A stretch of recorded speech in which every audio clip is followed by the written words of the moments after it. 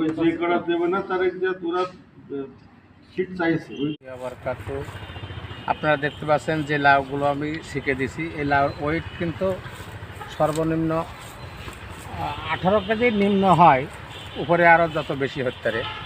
তো এই আছে লাউ, এখানে দেখেন এই যে হচ্ছে শিখে দিছি কিছু কিছু। আর এই পাশে আছে লম্বা করে কাটি দিয়ে, এই যে দেখেন এখানে আছে সব শিখে দিচ্ছি, সামনে আছে। এবার ওখান থেকে ঘুরে নিয়ে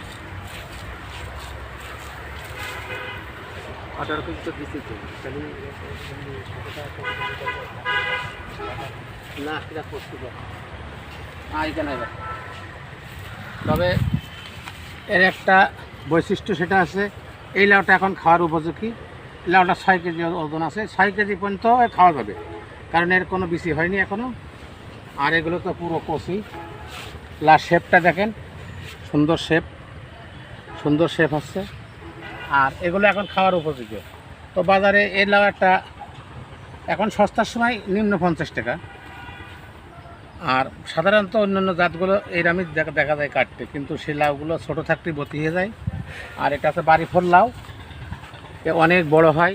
আমি 30 কেজি পর্যন্ত পাই চারটা।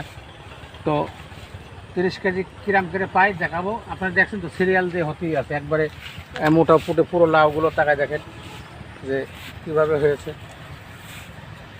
আমি লাগবে পিহিরিতি কাটালের আঠা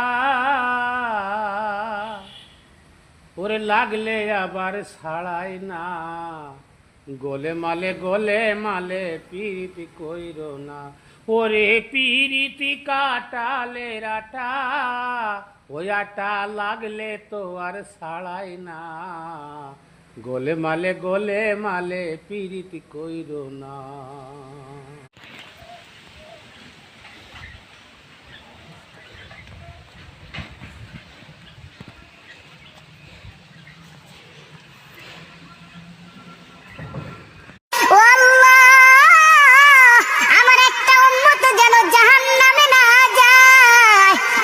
করে করে বারবার আল্লাহর কাছে সুপারিশ করবে।